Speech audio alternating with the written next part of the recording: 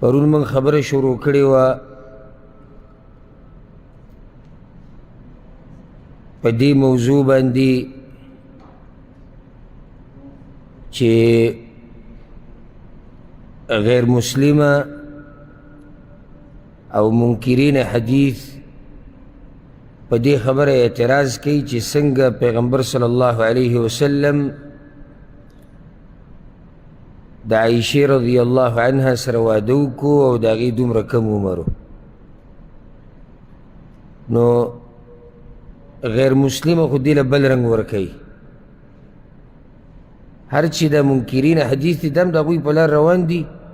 او دوی ورته دغه حدیث را پرځوي کوم کې چې دا مسله صحیح راغلې ده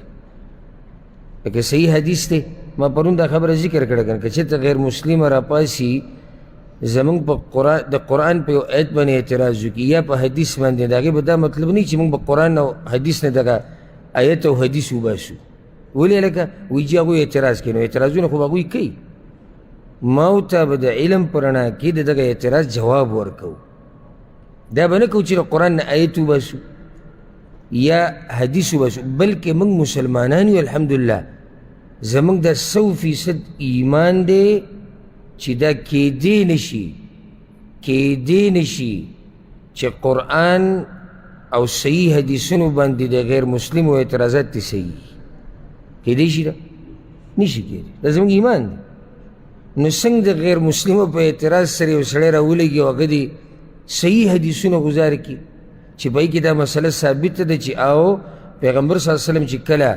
عایشه رضی الله عنها وغوښته نو څو کاله عمر یې 6 کاله چې کله رخصتي وشوه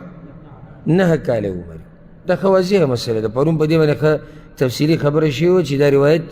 امام بخاري هم راوړی دی امام مسلم هم راوړی دی نور محدثین هم راوړی دی او د امام ابن کثیر رحمه الله قول موږ را نقل کړی چې په دې باندې د امت اجماع ده په دې باندې د امت اجماع ده نو چې د امت اجماع ده نو بیا موږ څوک یو چې رالګو دغه اجماع خلاف کوو او صرف د دې دلاسه چې هندوان اعتراض کیږي او غیر مسلم اعتراض کیږي نه موږ له پکار چې ځان تکړه کړو د اعتراض جواب وکړو او چې څوک هم دا وایي چې یاره اعتراض یې کړی دی راشه دا مسله لرې که پوه شه چې د سره په خپله علم نشته او یا دغه اعتراض په قرآن او حدیث باندې د ده په زړه کې هم پروت دی دوه خبرې دي یا خو د سړی جاهل دی جواب ورسره نشتي والعیاذ بالله هغه مسلې بلکل د شریعت نه وایسته او یا دغه اعتراض د ده په زړه کې هم پروت دی دی هم بیمار دی دغه اعتراض یې په زړه کې پروت دی نو ځکه بیا دغه آیت سره یا دغه حدیث سره والعیاذ بالله نه لګي ها پرون تفصیلي خبره شوه اخري خبره کوم ځای کې ولاړه د هشام بن عروه موږ د روایت ذکر کړی و که نه چې سند د دې داسې د مشهور سند هشام ابن عروه هغه بیان کړی د خپل پلار عروه ابن الزبیر نه هغه بیان کړی د عایشې نه رضی الله عنهم دوی د اعتراض کوو چې دا خو صرف په دې طریق راغلی دی صرف په دې سند موږ وینه نورې لارې مشتي هغه پرون ذکر شوي بل اعتراض دوی دا کوي چې د هشام بن عروه نه چې لاندې کوم راویان دي وایي دا صرف په عراق کې دي بل ځای کې نشته ولې اول خو دا جواب زده کوي د منکرین حدیثو د اعتراضات داسې پالتو دي صرف په عراق کې شنو ولې سوال دا دی چې سند یې صحیح دی او عراق والا بیان کړی څه چلو شو څه بګشتي بیا اصل کار څه شی دی سند دی چې سند ای عراق والا دی بیان کړي صرف که نه دې کې څه دي او ګوره هشام بن عروه نه لاندې لکه هشام بن عروه هغې بیانوي د خپل پلار عروه نه هغې بیانوي د عایشې نه رضی الله عنهم د دې هشام نه چا را نقل کړی دی لوی امامانو د عراق لکه حماد بن زید دا لوی امام دی حماد بن سلمه جرير بن عبد الحميد وكيع بن الجراح يحيى بن زكريا دا اوس غټ امامان دي دوی را نقل کړی دي کسی چل دی خو خیر دا به راته ووایو چې الحمدلله دا د عراق قرآن علاوه نور علما هم د هشام نه را نقل کړی دی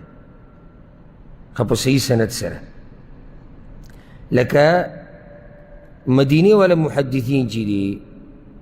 په هغو کې مشهور محدث دی ابو الزناد عبدالله بن ذکوان او د هغه زوی عبدالرحمن بن ابي الزناد هغوی دا د هشام نه بیان کړی یا او بل دی عبدالله بن محمد بن یحیی په مکه کې یو مشهور عالم دی سفیان بن عیینه هغه دا د هشام نه رانقل کړی الري علاقه ورته ویل کېږي هلته یو مشهور محدث دی جریر بن عبدالحمید الضبي هغه دا د هشام نه رانقل کړی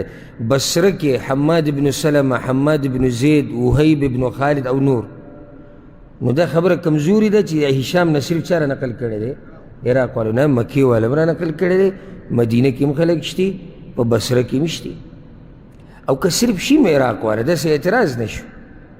كمثل العنكبوت اتخذت بيتا وإن أوهن البيوت لبيت العنكبوت